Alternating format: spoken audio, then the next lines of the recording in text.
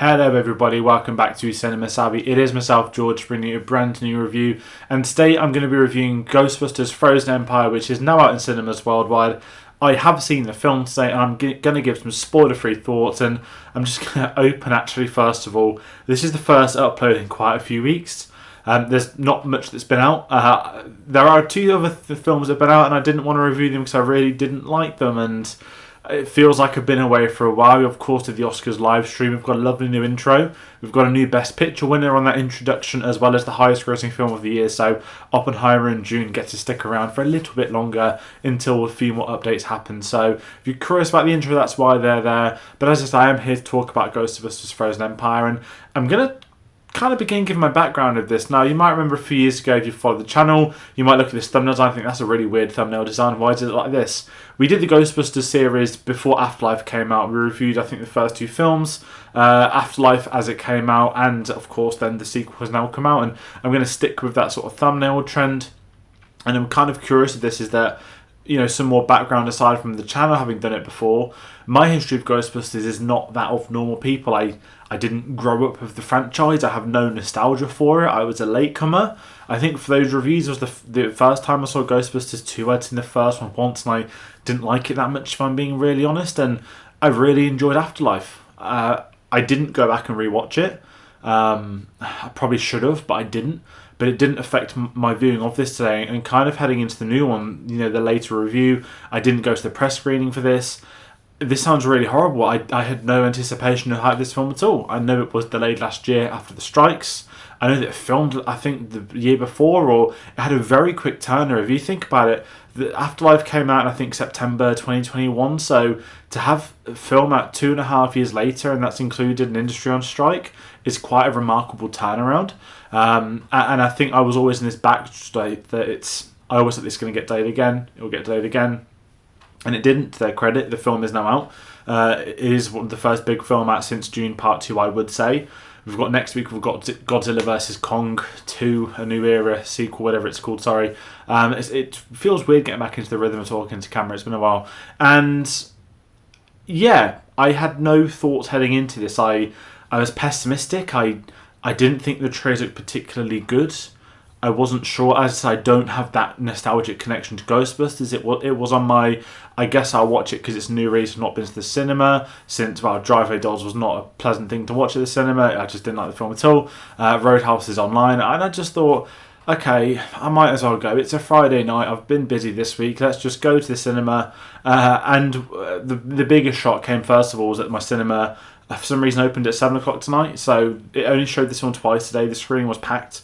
Normally I'd go 5 o'clock straight after work, but that was not possible. So the screening was heaving. It made me remember how much I hate the general audience. 7 p.m. on a Friday, teenagers shouting, screaming, getting up and down on aisles, people with their phones out, the usual stuff. And again, when it's a film you're not particularly bothered by, it makes it a little bit harder. But I didn't mind the film. And this is where I'm going to kind of segue with the review, is that I had seen the trailer once, and I think I saw the trailer before Dune on the second showing. And I thought it gave everything away, and I wasn't particularly bothered by it. So heading into a film where I think I know what's going to happen, and I was pleasantly surprised by some of it. As I said, I really enjoyed Afterlife. I liked the fact that it felt like more of a drama film, that you were bringing back not these returning characters, but there was a story to tell, and it told that story. And then in this one, it's now we're back in New York. Now we've got the Ghostbusters. Here's a TV advert at the beginning of the film, which is the advert that we know. And I'd seen comments online that it's basically a nostalgia fest, is this and that. And I wondered, well, I'm not that audience, so what am I going to make of it? And as I said, I didn't mind it. It's really hard to talk about the story. I don't want to do a spoilers discussion. I don't want to do spoilers of this sort of review, but it's as you'd expect a Ghostbusters film to be at this point in time. I think there's been 4 of them. So I expect there to be ghosts of them to go out catching ghosts, and we have the old cast, we've got the younger cast, we've got new cast members. I still look at Paul Rudd as a new cast member. I know he's older than McKenna Grace and Wolfhard, but we've still got the old school ones. And this is where I was a bit torn of this, is that I think the marketing campaign has been quite poor. There was an Empire cover. We're bringing in the old cast from the 80s. We're putting them back in the costumes, back on, and I know that's going to mean so much to some people. And maybe it makes me a bit hypocritical because of my sort of connection to Star Wars, but I was wondering, is this going to be a film where we have, like the Expendables, where they're just still doing it all these years later and they really shouldn't. And it wasn't that. I just think they marketed that as the film, which is really unfair. And this also might be a detriment to the film, because I said I liked it. I said I don't mind it. When you go in with the lowest of low expectations, your reaction, your thoughts on the film are going to be very different to what they are. I laughed a couple of times. I didn't expect that to happen. But there were some things then, like Slimer turns up again. I know he's part of Ghostbusters, but you did wonder, for me as an outsider, okay, we're doing this, there's the ghost in the library again, and we're going to do that too. And I understand that. The Star Wars fan in me, I look back to The Force Awakens when Finn picks up the training role, and I liked that. So I can't really criticise that sort of fan type thing, unless it is more of a, we're shoehorning something in with no meaning to those older fans, or it's the detriment of a story purpose. And this is where I kind of remember this film, is that I didn't mind the story. Kenna Grace in this, I think, is incredible. She was great in that first one, and I did wonder with this one, will they be able to do it again? What they're going to do with her story arc, her character? And I quite like the fact that they isolate her from the family. When you look at what the last film was, when it was about finding and discovering the family, this one was that how do we seclude her from the rest of them? And I thought it was a really unique story for them to do, and those emotional story beats worked so much better than a lot of other things in the film. That being said, there's some really bizarre things in this, and listen, it's a film about people that catch ghosts. You can't really put logic into it. It's at a firehouse in New York. That's where they keep them trapped in a compactor, and part of me at times is wondering, is like, okay, I understand this is why I'm not the biggest fan of Ghostbusters. It's not necessarily my cup of tea. And that is an almost general consensus of this film. The things that didn't work for me are probably going to work for other people. I don't think the film is bad by saying that. I don't think the film is particularly great by saying that. I just think it's fine. It's a film that I have seen. It's a film that I've watched, that I have had some reaction to of sorts. I haven't just glossed over and finished the film, think can't wait to get home. It did resonate at times with me. There's some stuff I really like in the character arcs, but at the same time, a lot of the characters that were from the first, from Afterlife, don't really get much to do. And I know it's not necessarily their film. Yes, there's still a character called Podcast. Still don't know why. I know it's a thing now, but he doesn't have much to do. There's a few comedy lines in there, and I think some of the actors got lost. And this is when you're bringing in the old guard. Again, the marketing was all over those scenes, and it's basically one scene at the end, as every Ghostbusters scene always ends. There's a chase, there's ghosts, there's proton packs, and there's this, and we're going to then chase the other ghost. And I know how these films are going to work. People do. I just think the marketing needed to cool off a bit. And I think there's been some really unfair comparisons to other films that have come out recently with this. So I'm in a really weird talking stage of this. As I mentioned, it's been my first review in a while. It's not the best of films to be kickstarting when you've gone from the likes of Dune Part 2, talking Oscar season with things like Oppenheimer. We're now slowly heading back into blockbuster season, aren't we? There's a few things we're looking forward to, but we've got Ghostbusters this week. We've got Godzilla and Kong next week, which looks atrocious if I'm being really honest, which is so sad at the same time. But with this one in particular, I'm struggling to talk about it. I mentioned some of the cast. Paul Rudd as you expect.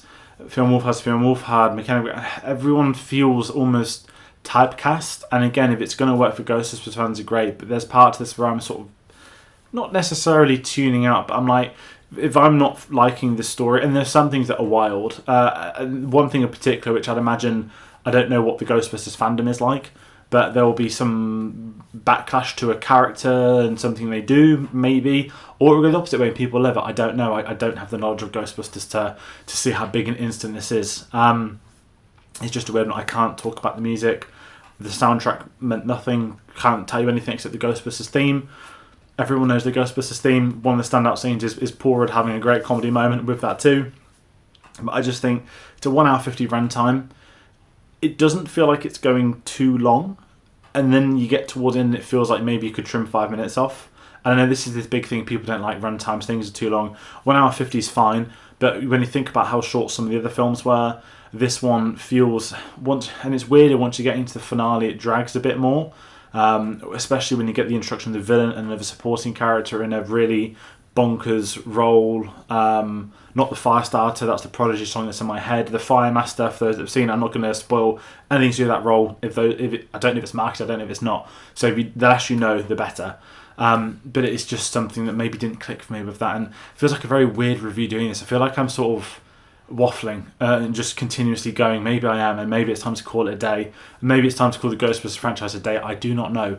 If people like it, I want to hear from them if they like it. If they don't like it, I want to hear from them what they didn't like about it. As I said, I thought it was okay. It's fine. I had no expectations, and it entertained me. And that's where I stand with this. It won't be a film I talk about much more in my life.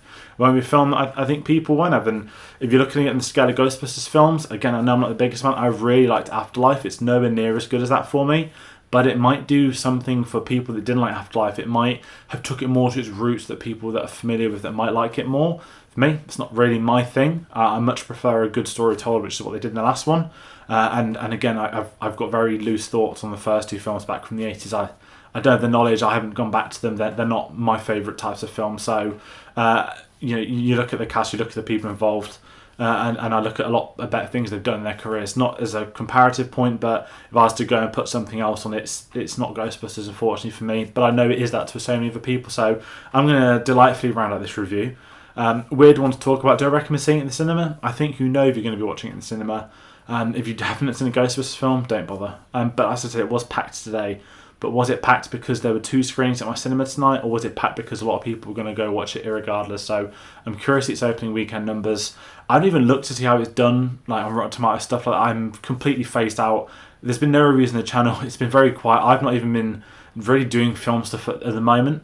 You can see some posters behind me. Some of this is going to change in the next couple of weeks. So I've got a few other things happening. Life is in the way. But we'll get back to more regular uploads. There's a lot of TV shows starting. We were going to do a video on the Akroyd, but again, life got in the way. So there's a lot of stuff happening. May the 4th is all over the news because of the Phantom Menace re-release. There'll be a lot of Star Wars stuff happening in the next few months. We're getting back onto the rhythm. There's new releases. There's a few more films coming out. There's some great dramas. There's been some poor films. So me and Tech will be live with the monthly stream as always the end of March. There might be a review out between here and then.